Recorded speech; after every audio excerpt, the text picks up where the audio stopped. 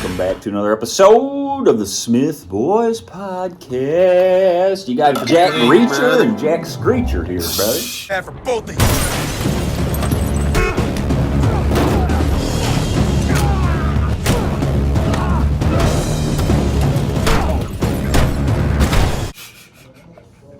you. Tom Cruise. But Ben Stiller's Tom Cruise.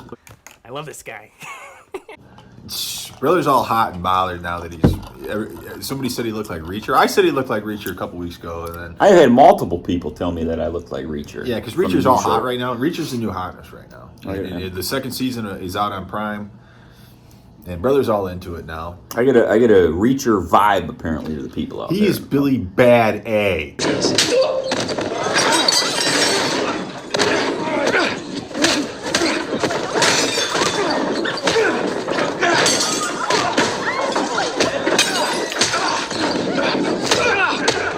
So am I. That's why we're Reacher. We're both badass, brother. Well, we're talking about another badass today. Vincent Kennedy McMahon. Come on out, you rapist! Wow. That's Mr. Brother. McMahon to you. That is Mr. McMahon to me. It's Mr. McMahon to everybody, brother, because Mr. McMahon is a bad son bitch. Yeah. In the world, in the world of wrestling and just the world in general, brother. You're going to find out in the road that Brother's going to take us down here, because Brother has been following this story very closely. Vince McMahon, for those that do not know, has been the owner, CEO of World Wrestling Federation / WWE World Wrestling Entertainment, going back to like the early 80s. Yeah. But in the Hall, he created Hulk Hogan. Brother. Macho Man Randy Savage. Yeah! Macho Man, yeah. Okay? The Ultimate Warrior, all those guys in the 80s. John Cena, The Rock, Stone Cold Steve Austin. Back when WWE took off in the Attitude Era in the late 90s and early 2000s, and they were drawing 6, 7, 8 million viewers a week on Monday Night Raw. Damn, dude. And they were flying high, brother. They might draw 1.5 million now. Yeah. Maybe 2. Yeah, if they're lucky. 2. So the crowd has died down, but they've went public. They're a public company now. They are on the New York Stock Exchange. They have been bought and sold. They sold SmackDown to Fox Sports for like $5 billion. And then Monday Night Raw is now going to Netflix for $5 billion. About the money! Yeah. They turned it into a hell of a business. Yeah, they're owned by the same people now that owns the UFC. Was it TKO, something like that? It's TKO now, but before it was, the thing that bought WWE, God, what was that? It was another entity that bought WWE. Yeah, it was the same people that own UFC. Yeah, they own UFC. Yeah, and they were like partnering together. Envision or might Endeavor. Endeavor, I think, or something like that. And like they bought WWE, and now they've created TKO. Yes. And now TKO is being sold on stock. And Vince McMahon has been the owner and CEO of WWE forever. For a long time. And years. The product of WWE was fantastic in the late 90s, early 2000s, up till around like The Attitude Era. It was good up to like 2008, 2010-ish or so, and then it started to get really watered down when they became a publicly traded company. They went PG. The product got really watered down, and it wasn't as good anymore. And Vince has since, in the last 2 or 3 years, kind of taken a step back, and Triple H, old wrestlers, become like the head of creative and president or whatever of the company. But now, brother, there is a scandal brewing on the horizon. What would you say, last 36 hours? Yeah, I mean, it's kind of been out there because I feel like this girl said something about Vince McMahon like a year or so ago when he initially stepped away a year ago. Let's back up to that point I was just going to say, because I think that's probably the biggest thing is like at that 2 years ago, 1.5 years ago, maybe a year ago, he had to step down as chairman of WWE because multiple women had come forward saying that they were sexually assaulted, they were sexually harassed by Vince. You deserve to be screwed! You deserve to be screwed! And a couple other people, John Laurinaitis, Patterson. Was Patterson? I don't think because Pat Patterson is gay. He's gay. Still queer? But there was another guy. It was John Laurinaitis for sure. Yeah, John Laurinaitis was one of the Pritchard? scumbags. Bruce Pritchard? Bruce Pritchard? I don't think so. I don't think so either. But Laurinaitis and Vince for sure. Anyway, so this came out a couple years ago. That's what forced him to step down, and then he had to pay like a $18 million or $16 million settlement against, or no, he had like these. That was what kind of tripped him up. Is like he tried to use this as a business expense for paying these women off. I'm Vince McMahon, damn it, let's hear it! To keep them quiet, right? Kind of like NDAs, non-disclosure NDAs. agreements. So there was multiple women. I think it was $16 million. Well, this one woman, Janelle Grant, was given or was awarded $3 million. Okay. She signed a non-disclosure agreement for to be paid $3 million. Correct. And she apparently the payments had stopped coming to her after $1 million. $1 million. And she realized, well, I've hit $1 million. I'm not continuing to get paid here. They broke the NDA agreement. Like that's what her argument is. So like, now she's went into like lawsuit mode. Correct. And like went into like burn it down mode. I'm burning it down. I've got all these text messages and like, and I guess in the suit. Now I haven't looked at the suit and I haven't looked at the pictures, but like I've read a little bit about it. Is she's got text message pictures from Vince to her. They don't look good. It does not look good. If this is any way, shape, or form, like he's got this one. He's like, "Oh, I saw your recent." And like I tried to do a Vince voice. I'm not a good at Vince voice, but I I was listening to the Corny and Brian on there, and man, Brian does a good Vince voice. But anyways, it's essentially like he saw this picture of her. She must have sent a picture, so she was kind of like complicit in some of this. Oh, yeah, she wanted to keep her job. You want to go back to how they met? Yeah, so I was telling this story. We went out to dinner today because it's Dad and Bella's birthdays. And I told brother, I said, what I heard was she rented an apartment. Now, how she is able to rent an apartment in the same apartment complex that Vince has a penthouse in Stamford, Connecticut. Vince probably owns multiple real estate places. Yeah, but like this girl her parents had died recently from a car accident or something.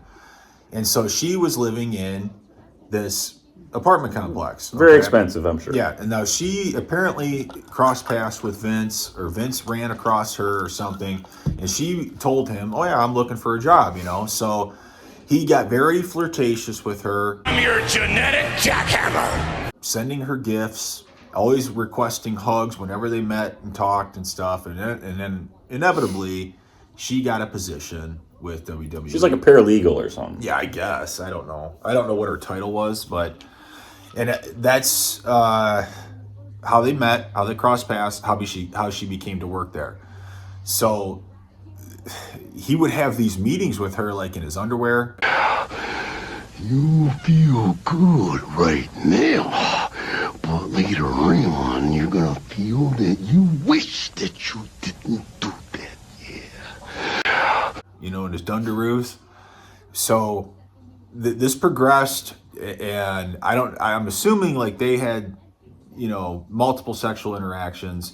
Where he was like forcing himself, and she was like I kind of like she wasn't like really shell shocked that this is Vince McMahon. Yeah, like what am I going to do? I'm sure she wasn't like complicit in the sense that she wanted it. It was more of like complicit in the sense of like I got to do this to keep my job. He alludes to multiple times in the text messages where like when he tries to pawn her off to like John Laurinaitis or Brock. He was sex trafficking her to other people. Big surprise for you. Essentially, that's what he was doing. Is what he was doing, and that's what she is. She would be like, even though she says no or screams no or whatever, just like keep giving it to her. Like these are in the text messages. You can go and read them. And so he did this to Laurinaitis. Brock was another guy we forgot to even talk about. Brock Lesnar. He asked. And then, Brock Lesnar's contract was up with WWE, and Vince wanted to sign him back to Brock WWE. was going to go to UFC, and this was at that time where Brock was kind of in between, and Brock is a big draw. He's a big draw in the UFC, so this was the in between of what he was going to do, and so to sway Brock, Vince sent Brock this girl's number. They connected, and they were supposed to have like a meetup, but there was a snowstorm or something like that, and so Brock settled on having her send him a video of her taking a piss. Okay, so ridiculous. So that's what. Go look it up. Well, let's get to where Vince sent texts about where he or something about how he was taking craps on her head. Now we go to school. Yeah, I guess there's this other one where he or something. The conversation is about him taking a shit on this girl's head. Fucking boom.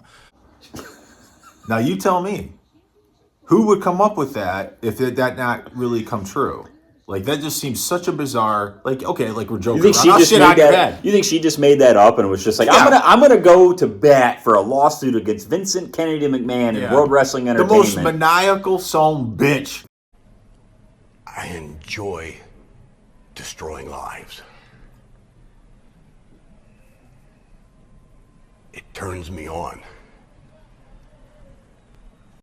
And just come out with no Crazy. proof whatsoever and say that, yeah, Vince McMahon wanted to take a shit on my forehead. Vince McMahon, every story, I love Vince McMahon stories. And this pains me because it's like, I love Vince. Vince is like a bit of like a guy that you kind of look to and say, he did it his way. He forced himself into the positions that he was, he got successfully wise, business wise. I mean, he bought it from his dad. His dad had cancer, and like he bought it from him for like $1 million. He ran WWE, or he ran WCW. He ran WCW out of business, their main competitor, and then bought them. Yeah, I mean, it's like the guy he really is like a shark. I mean, like he's all wrestling all the time. He's all business all the time. Mid-70s and works out like a maniac all the time. He's one of those guys that's like, he's lived a hell of a life, He lived a crazy story of a life, and you got to give it to him from the American entrepreneurial businessman standpoint. But I've got an insatiable appetite for life, and I want more. I believe everything that this girl's saying because I grew up watching WWE, and I believe everything she's saying because he was an insane person. He was insane. He is insane. You want to play the game, you son of a bitch, huh? You think you want to look at it? I mean, he's just that type of person. I mean, he's going to do whatever it takes. When it calls for whatever it takes, Vince is whatever it takes kind of a guy. Very few of them in this world, but he's one of them. Yeah, I could see that. And if it takes sex trafficking as paralegal to Brock Lesnar, I could see that happening. Yeah, because there's dollars to be made. I could see that. And if she's willing, she's somewhat complicit in it, and not, I mean, she could have. I mean, I don't know, but like the whole thing revolves around that, and it's just one girl, as far as I know, it has come out and shown this kind of stuff. So I don't know if anybody else that was a part of this initial clause. Maybe she was the only. I think there was other women that did sign the NDAs also and got paid. But it's kind of like, is she the only one that maybe didn't get the full payment? Maybe, and that's why she's coming out. Because it leads me to think that once one comes out, usually that'll. Me too. Yeah, a little bit, right? Because that story will come out for maybe a couple days, and that'll ride high, and then the next girl will come. The next girl will come, and it kind of happens a little bit like that. Vince shat on my forehead too. Yeah, I want money. So he totally resigned as of now. All leadership, all positions, both from WWE and TKO. So he was still on the board. He's resigned all of those positions. That's pretty telling. Life sucks, and then you die. He's not the type of guy to resign. He did release a statement, but I didn't see the statement. He's not the type of guy to resign if he really thought he was innocent. I feel like, because he wouldn't, if he's the type of guy that is no nonsense, and he would be the type of guy that he knows if he's innocent, he's gonna say, "Ain't no way in hell I'm resigning. This is my company. I built this." And the best thing about this pod, brothers, I just realized, is that it's gonna have tons of Vince McMahon drops in it. Keep it up, I'm a nigga. And there is no better drop than a Vince McMahon drop. Mess with me, I'll make hell look like Sunday school. Vince McMahon drops are good. I mean, Ric Flair drops are good. I love the Vince McMahon drops. I love finding. There's just so many of them. I mean, I will be on the hunt for this one. I mean, was there ever a better heel than Vince McMahon? Oh, Vince McMahon. The Mr. character, McMahon is the Mr. McMahon character is the greatest heel of all time. You will worship me. And I can just see drop going in right here.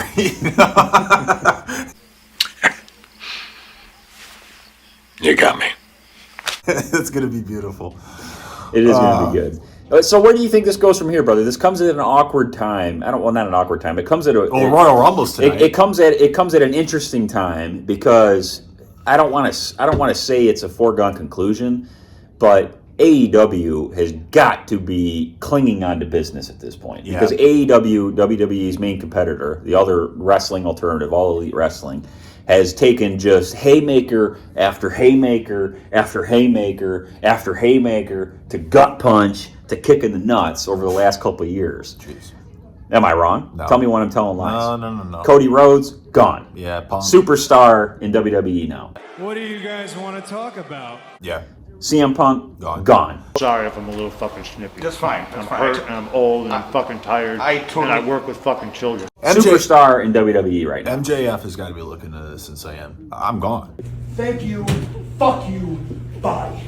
MJF is gone. MJF is currently the best and only good thing that AEW has. You guys are gone. You guys are out. I gotta find that clip. You know, you guys are out there like fucking Pluto, man. You're gone. MJF is the best and only good thing Fucking gone in AEW right now. MJF? And his contract was up to start 2024. Has he been on AEW at all? No. Since he lost the title at the last pay-per-view, he's been absent. So I heard he was quite beat up. Viewers don't really know. Is he re-signing with AEW? Is he jumping ship? And is there interest from WWE to bring him in? Right. The Royal Rumble is tonight. Is he a surprise entrance Is he number into 30? the Royal Rumble? It'd be a lot cooler if you did.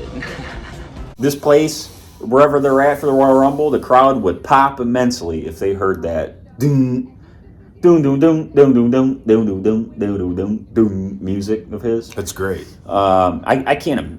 I just don't. I don't foresee it. I can't imagine it. I would think that something like that would have to leak out. I would think at some point where there'd be rumblings. MJF's really good about keeping shit like that secret. MJF is he don't mess around with that kind of stuff. He takes pride in his craft. But I almost want to take it as far as to say is that AEW is on life support to me.